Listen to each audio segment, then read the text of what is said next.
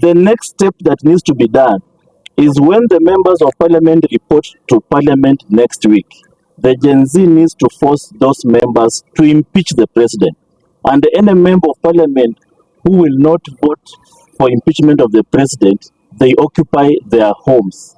Then the speaker, the chief justice or the speaker of the senate, they even impeach the Wetangula because he's as useless as he looks in his specs.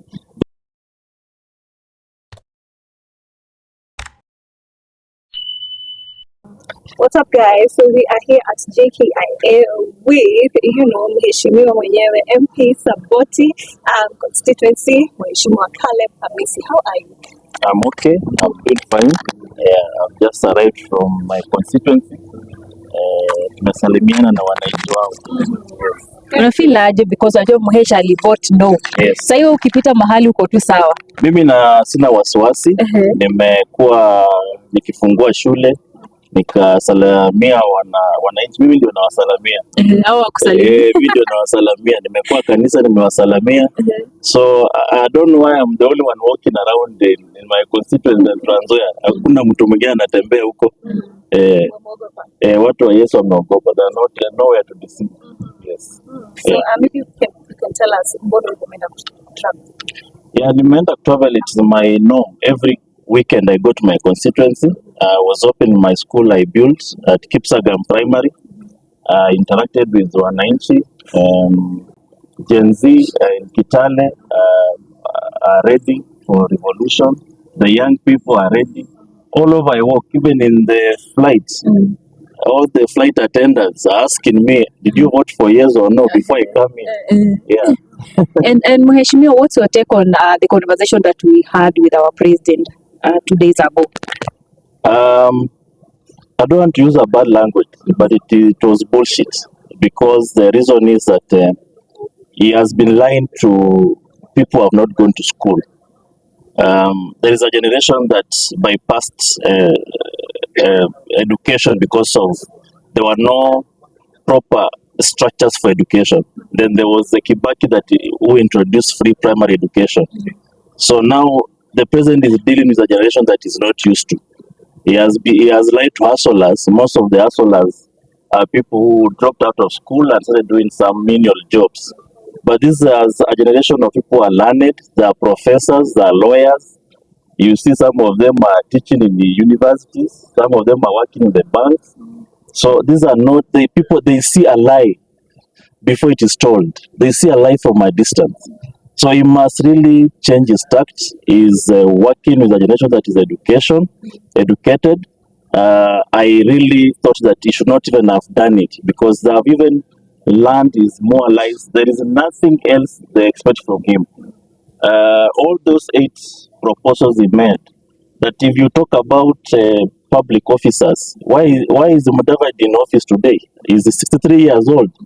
Why is Moses Wetangula planning to open the National Assembly when it resumes from recess? He's 67 years old. Why is Njuguna in office? He's 64. Why is Churchill in office? He's 63. Why is Justin Muturi in the office? He should start with his cabinet. He should show example that any member of cabinet who is above 60 years, he should be out of office. In fact, himself, he should declare that 2027, because he'll be 60, he will not be vying. Then people will take him serious. Yeah, but when you try to do cosmetic surgery, things that are not going to happen, things that the Gen Z knows that you are lying to them, they can see a lie from a distance. He has really made the matters worse. So you're not impressed by the changes he has made?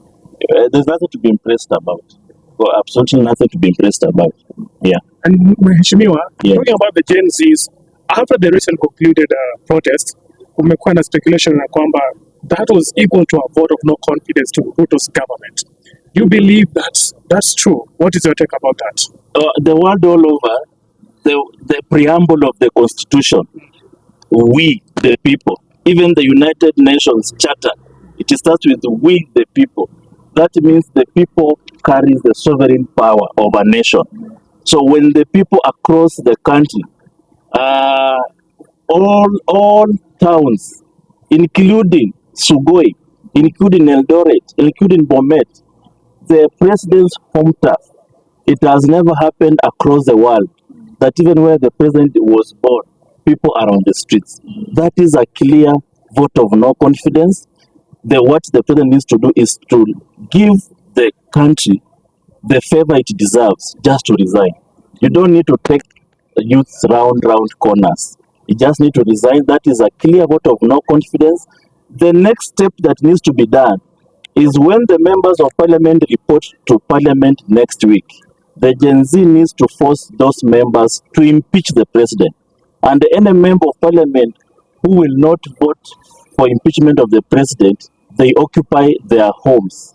That's the only way. This war must now turn to the members of parliament, and they force them. If I bring a vote of no confidence against the President William Ruto, I expect 349 members of parliament to support me. If they don't support me, then their homes are occupied.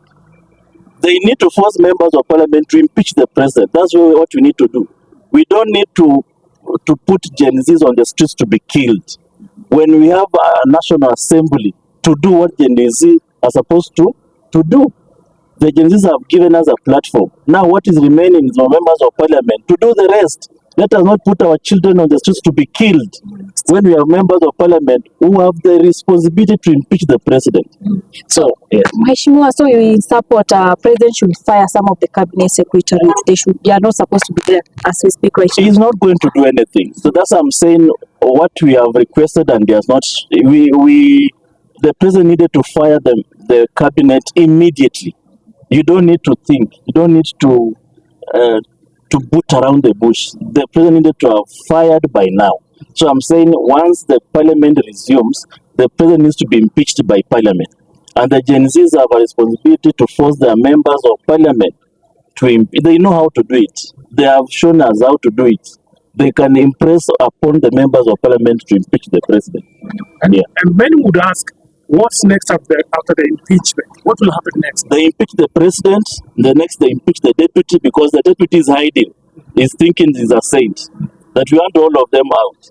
So they impeach the president, they impeach the deputy president, then the speaker, the chief justice or the speaker of the Senate, they even impeach the Wetangula because he's as useless as he looks in his specs. They impeach the speaker, they impeach the speaker of the Senate. We remain with the chief justice to hold for 60 days. 60 days when now we have a new election. The chief justice can hold for 60 days pending an election. Election conducted by the UN or election conducted by a crafted IBC to do that election for presidential election. Yes. And do you think the future of the Gen Zs it's already guaranteed because kumekuwa na hayo maswali? They don't have a leader.